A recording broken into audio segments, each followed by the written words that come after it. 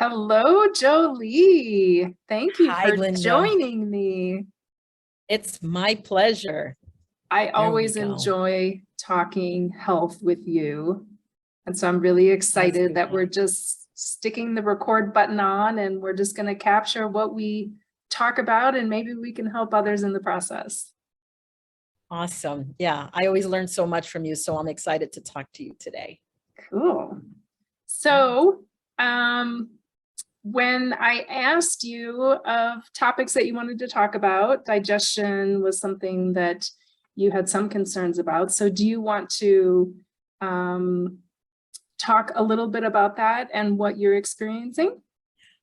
I do, and I think this started like at the beginning of last year. Of course, we're in the middle of COVID. There's a lot of stuff happening and natural stressors. But I've noticed over time it was more, I was experiencing heartburn more and more. And to the point where when I went to my doctor and I didn't feel like the Pepto-Bismol was working or I was taking it more frequently, um, my doctor ended up doing an endoscopy and it was time for my colonoscopy. So I got it all done on one day. And he suggested that I take a Pepsid AC every day, even if I didn't experience any issues. And that's not something that resonates with me.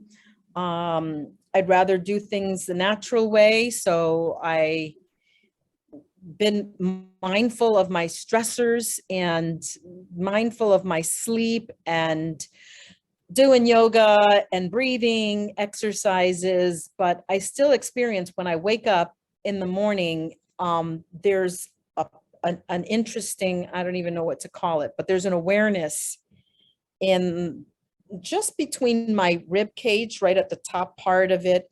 And every now and then I am getting heartburn, but I'm trying to be mindful of what am I eating? What's triggering it? Because it Yeah. didn't used to be this way. Yeah.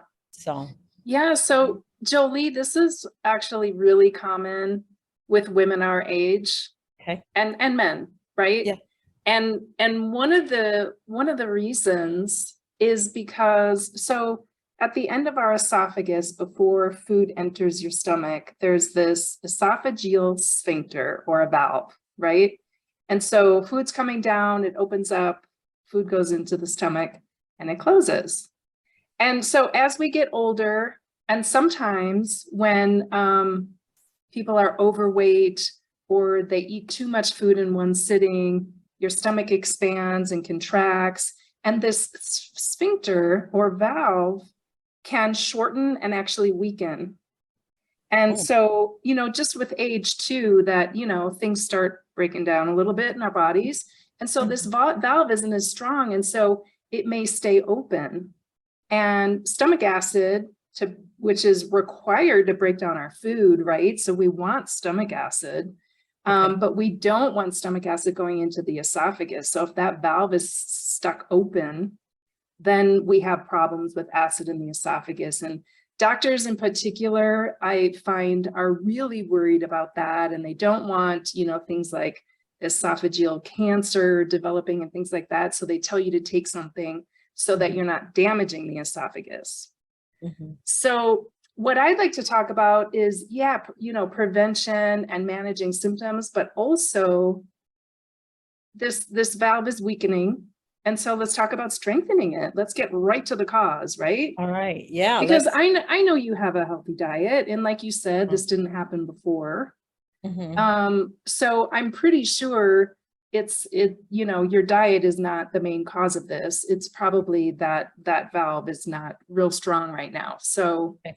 we'll talk about that, which a lot of people don't talk about. So I'm kind of excited to dive into that a little bit. Good. And that makes total sense because it feels that it's isolated right to that area. So, yeah. And of course, you said you don't like taking the antacids and things like that, acid blockers, because like I mentioned, we need that acid to break down the food. So, there's some people that, like your doctor recommended, take it before meals all the time. And Yeah. then, their food's going undigested through their system, and that can cause a slew of other issues, as you can Right. imagine. Yeah. So we definitely want to try to get to that root cause and figure that out. Also, I wanted to mention those, acid blockers can also affect our bone health, our bone strength, and vitamin B12 deficiencies. Oh, So good. And yeah, I'm pretty much dairy free. I don't, yeah, interesting. Okay. yeah. So let's talk a little bit about prevention and managing symptoms. First, kind of get that out of the way. This is, a topic that a lot of people probably research on their own to try to figure out, what am I eating? How can I cut down on this? So are there things that you have tried or foods you particularly avoid? Well, I started keeping track of what I eat and what's triggering it. And of course, it's eating closer to bedtime, more acidic foods. It's interesting. The last time I felt it was last Friday, and I had rhubarb in a strawberry rhubarb pie. And I think the rhubarb just felt tart, and maybe that's what but I did have that later on in the evening. So it's just being mindful of what I'm eating, and that's what I feel is triggering it, is that. I also have noticed, and I've been mindful of stressors, natural stressors that your body is tense. And so I will notice as I'm decompressing or reflecting on the day how I felt. And when I felt tense for one reason or another, I did feel that also contributed to just an awareness. It probably didn't get full on heartburn, but it felt like it could have easily come on, if that makes any sense. Yeah, that's so interesting because one of the things, my husband and I like to watch a show while we eat dinner. I know it's, you're not supposed to do that. You're supposed to be mindful, but here I am confessing. We do sit down for breakfast and lunch, but dinner time, we like to watch something. And we moved away from watching the more stressful shows because, as you know, your digestion shuts down when we're stressed out, right? And so if your digestion shuts down during dinner, then maybe you go to bed and it starts back up. Your digestion's saying, oh, she's relaxed now. Now we can digest our food. And as you know, it's really bad to eat close to bedtime. Right. If you have acid reflux problems, especially. Yeah. So stress, I love that you're getting that awareness around stress and feeling tense, and that may be causing a lot of it. So good. And by the way, Midwesterner, love the rhubarb pie. So good, right? It is. I noticed Friday was the first time I noticed it just felt acidic. Yeah. And I imagine good. That's one of those acidic fruits for sure. Yeah. So there are foods that, there's foods that cause more acid production that a lot of people try to avoid if they have acid reflux problems. And that actually, we're not getting to the cause, but that actually is a good rule of thumb, because if acid's going into the esophagus, it can be damaging to your esophagus.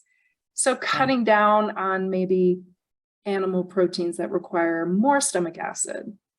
So if you're going through a period of time where it's just really bad, maybe cutting back on the animal protein is going to help. But then there's also foods that actually relax that sphincter or that valve that we talked about. So things like onions and garlic, those things tend to relax it. Caffeine, alcohol. It relaxes it? Yeah. Oh, I would have thought, I love coffee. That's, so I always thought coffee kind of adds to that. Okay, great. Yeah. And even fats can relax that sphincter. So it's water actually neutralizes acid. So if you drink water before bed, if you tend to get acid reflux when you lay down at bedtime, you might want to try drinking a glass of water. Of course, then you have that issue of having to go to the bathroom in the middle of the night. Right. Yeah. Well, that's true. Yeah. And then I have to mention, being an herbalist, that, there are certain herbs that are really great for coating your esophagus, your stomach lining, your intestines, things like licorice root, slippery elm, marshmallow root, So some of these herbs aren't things you typically will find in a tea bag form in the grocery store. However, you know, you could find them on Amazon or go to a local herb shop or something like that. But these things, if you could get in the habit of like just steeping a cup of this tea every day and then drinking it before dinner time, that would go a long way. But a lot of people won't do that. And so I also recommend, there's a chewable licorice extract called DGL. Okay. And if you like the taste of black licorice, it can be kind of tasty too. Okay. And it's like a licorice extract. But there are some, you know, warnings with taking licorice extract, such as if you have high blood pressure, Not the case. if you're pregnant, it could have an issue with preterm pregnancies, and low potassium could be an issue as well. But in general, if you're a pretty healthy individual, licorice extract will probably benefit you more than not. That sounds awesome. I do enjoy tea, and I never thought of it. Usually it's just before bedtime that I'd like a cup of tea. I didn't think of drinking it before I eat. So Yeah, and mostly because these herbs particularly will coat the lining. And so food will be less aggravating. Like if you get a stomach ache after eating, for example, that may help with that. And if you have acid coming back up the esophagus, coating it first will help with that. that makes total sense. And I have Ayurvedic tea that's a digestive tea that I can, I've had it for a while, but I better check the expiration, but revisit that. Yeah. And some digestive teas are going to help digest your food versus some will help coat the lining of your stomach, etc. So yeah, check to see what kind of herbs are in there. Good. That sounds awesome. So what do you think? Should we start talking about, let's get to the root cause and let's talk about strengthening that valve so that hopefully you can get back to where you were with eating and being able to lie down and not have these issues? Yeah, that sounds great. Like I said, it usually triggers when now I've been more mindful of not eating before bedtime, but the fact that it is happening at all leads me to believe that I should be doing something, especially as I age. If there's anything I can do now to strengthen it, I feel that it will help reduce it in the future. I won't experience it so much, if not at all. So, yeah. Okay, so one thing, first I want to talk to you about this experiment that somebody did, and there's an actual like professional medical write-up about it. Okay. And this was really interesting. So I found this man, he really, I don't know what he does for a living, but he really understood the anatomy of the body to come up with this. So he thought, you know, our whole digestive system is involuntary muscle, right? We don't think about contracting our digestive muscles to digest food, right? Right. So the esophagus in particular has gravity working for it, right? Food is kind of working with gravity. So your esophageal muscles don't have to work too hard. So he thought in his mind, what if we made it work harder? And maybe it would strengthen that valve. So this is going to sound crazy, but just hear me out. Okay. So he decided to take gravity out of the equation. So picture this, basically you bend over, you put food in your mouth, bend over before you swallow it. So your head is like you're on your knees, your head's on the floor kind of a thing. And you swallow it upside down like that. So this food has to travel down the esophagus, but it's actually going up the esophagus because you're upside down. Right? Huh. Yeah. And so he actually did this for like breakfast and lunch, probably not every bite, you know, but he did this for several months and ended up with no issues whatsoever. And he had a pretty severe case of it. but anyway, he had such significant results with it that there's a big write-up about it, and I can send you the link if you want.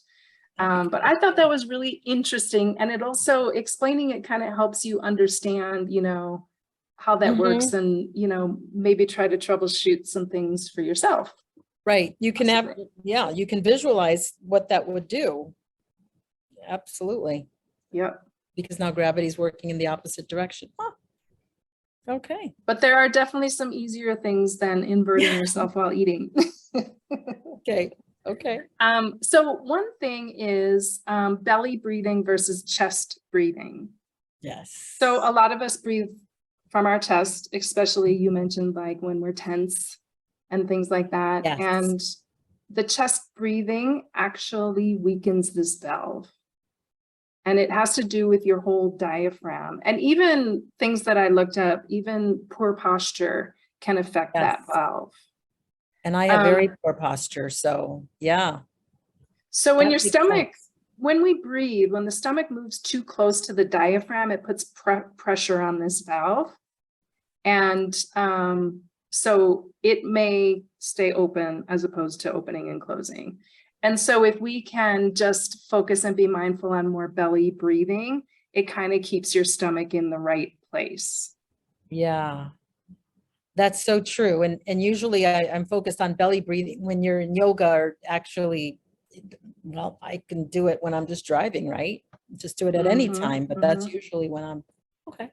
Yeah, and maybe, you know, I don't know what kind of tricks you use to try to remember stuff, but like even a sticky note, like in your car or at your desktop, you know, just to remind yourself to belly breathe. Good. Yeah. I'm doing it now. Cool. And then there's also blowing out very slowly, like can actually help to strengthen or not weaken that valve. And they even say like blowing up a balloon or blowing into a straw to make bubbles. Those types of things can actually help strengthen that. Yeah, when you're focused in that area and you're blowing that way, you can feel the difference. Okay. Yeah. Yeah, but I really like the belly breathing thing because that could help us on so many levels, not just with this, right? It really helps get us into that parasympathetic state. Be more mindful. Oxygen moving all over. Yeah. Right. Yeah. Yeah. Stuff. So I wanted to mention that I mentioned it quickly, but I'm not sure how much emphasis I gave it. But I think one issue a lot of people have is just eating too much in one meal. So every time that stomach expands and shrinks, that's really going to weaken that valve. So a lot of medical research says that a lot of obese people really have a weakened valve. And maybe that's more toward, because not all, you know, thin people, you're in really great shape. And so I think it has to do with, you know, maybe more the expanding and contracting of the stomach. And you know what? It's interesting you say that, Linda, because I have caught myself, especially, you know, when you're in a job transition or something, I'm just eating quickly and that has happened on many occasions. And I could see how, you know, you just take a couple, am I mindfully chewing as I should? And there's many occasions I say, absolutely not. So I didn't even think about that until you mentioned it, is that, you know, if you're eating to full, yeah, I feel really full, but did I chew my food right? No. So I think my biggest aha moment, well, I had a few of these. I am going to try and I'll let you know. Eating that upside down, I think that just for fun. But yeah, no, the breathing is more mindful and I know better in regards to, because I do enjoy yoga and that rhythmic breathing. But chewing your food and eating more slowly so that your stomach doesn't expand so quickly is definitely something that, you know, even today I can apply everything right away. Yeah. Yeah. And it's something, you know, that's a tip we can all use. I don't have acid reflux right now, but, you know, I fall into that trap, you know, just, Yeah. you're on the go, you're eating quickly, it tastes good. So you overeat because you don't want to Yeah. throw out food. And, Right. we all run into that, right? Mhm. But yeah, I've just seen so many women our age now struggling with this. And Yeah.